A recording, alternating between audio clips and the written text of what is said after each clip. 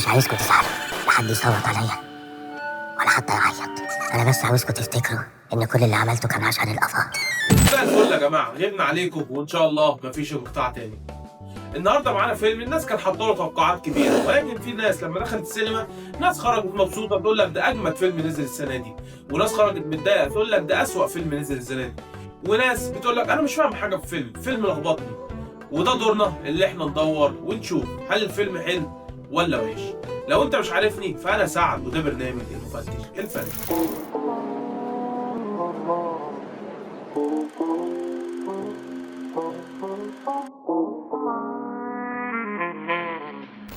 الفيلم بيبدأ بموت جلال أبو الفضل، راجل يبان عليه إنه محترم وطيب وذو أخلاق كبيرة، ولكن أول لما يموت بتطلع الحقيقة وكل اللي حواليه بيتحولوا لوحوش. أخوه أشرف عبد الباقي أخوه مات، فالمفروض يدور على الدفن على العزا يغسله فين، ولكن أول حاجة خد ابن أخوه وراح يدور على الآثار المستخبي.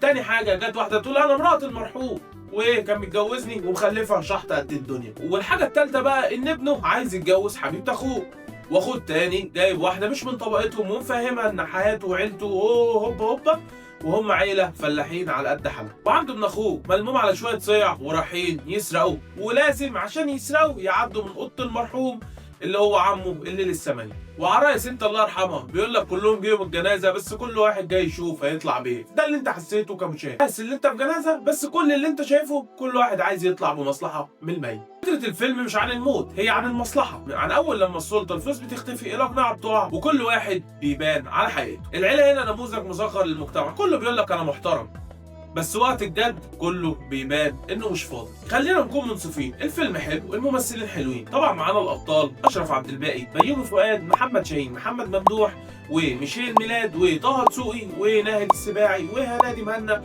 وطبعا علي صبحي وانتصار. محمد ممدوح هادي ومتماسك حاسس بالتقل اللي عليه. محمد شاهين عكسه، الدكتور اللي جاي من القاهره عشان جنازة ابوه وكل شويه ياخد صدمه ورا الثانيه في ابوه.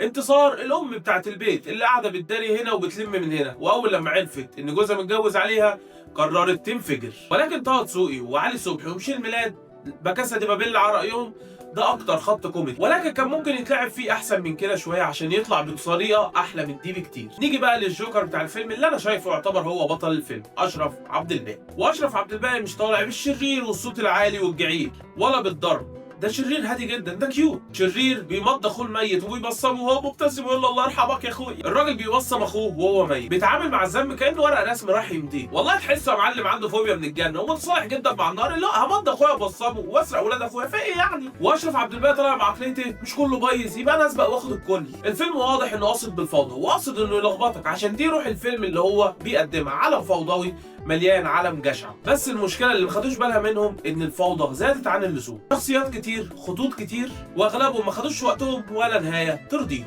وانا الصراحه وانا بتفرج على الفيلم حسيت ان هم كانوا ممكن يشيلوا من الخطوط اللي فتحوها كتير ويركزوا على خطين ثلاثه وكانوا هينجحوا وكان هيبقى الفيلم اقوى بكتير من اللي احنا شفناه. وتيجي المفاجاه ونكتشف ان جلال عايش، وعمل كده عشان اخوه اشرف عبد الباقي عرف ان عنده اثار وقال له لو ما قسمتنيش هبلغ عنك الشغل، فاضطر يتفق مع مراته ومحمد ممدوح ابنه اللي هو يعمل اللي هو ميت، يعني عايش وعامل نفسه ميت عشان يهرب من اخوه اللي هو من الاخر حتى الميت طلع نصاب. وده بيكمل فكره الفيلم ان مفيش حد فيهم نظيف وحتى اللي افتكرناه ضحيه. نيجي بقى لضيف الشرف وهو ظهور مميز لاحمد السعداني.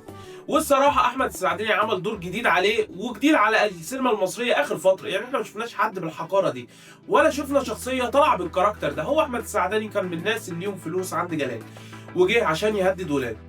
والصراحه اجمد كوميديا في الفيلم من وجهه نظري الحته اللي ما بين احمد السعداني ومحمد ممدوح في الاوضه. وطبعا يا ريت ما ننساش محمد جمال قلبص، والصراحه ده اللي طلع بالدور الشرير اللي هو ما حدش كان شايفه اصلا طول الفيلم، بس هو في الاخر طلع بطل الفيلم اللي خلص على الاشرار اللي من وجهه نظره قتلوا ابوه وحرقوا محلاته. ونكمل العبث بقى. النهايه عبثيه بس مقصوده، جواز خلف عيال مفيش حد فيهم شبه التاني، تحسهم جايين من كل قاره عيل، كوميديا سودا بتضحك بس بتقول لك ان ده المجتمع للاسف اللي احنا عايشين فيه. ودور دينا العرجه ده بالنسبه لي من احلى الادوار في الفيلم، هي لطيفه بس صراحه حاساها متقمصه دور دنيا سامي شويه، يعني لو تخفف شويه من دنيا سامي هيبقى دورها حلو. وصراحه في ملاحظه مش قادر اتجاهلها، ان الشمال الوحيده اللي في الفيلم عرجه، يعني جايبين الواحده اللي هي المقطعه حبل وديلها وماشيه مع كل الشباب البلد عرجه، وبتحاول تمشي دنيتها. والصراحه انا حسيتها رساله كده من المخرج اللي هو ايه، ان كله معوج يا معلم، ما جاتش على العرجه مش هتمشي حالها. والصراحه النهايه ان الفيلم مش وحش ولا حلو، بس اقل من التوقعات كتير قوي من اللي كنا حاطينها له. كان ممكن يبقى احلى من كده لو عملوا تعديلات شويه في السيناريو وحاولوا يربطوا الخيوط بين بعضها مع بعض. فيلم عنده افكار بس تايه، عنده ممثلين جامدين جدا بس مشتتين. الفيلم اسمه السادة الافاضل، بس من اول الفيلم لاخره ما شفتش فيهم حد سالك للتاني، كلهم عالم زباله. ونهايته كله يموت، وفي الاخر الموميا اللي الفيلم كله معمول عليها مركونه في ارض جد احمد. فكده الصراحه حرام، انا عايز الموميا دي على راي علي صبحي الموميا الملكيه. وانا الصراحه عامل الحلقه دي بطريقه الفيلم نفسه، فيها فوضى كتير وملخبطه عشان تبقى سهل. ولو عجبك الكلام سيب كومنت، اعمل لايك، شيرها مع اصحابك، وقول لي صحيح انت شايف الفيلم حلو ولا انت طلعت منه متلخبط ومش عارف حاجه زي حالتنا. سلام.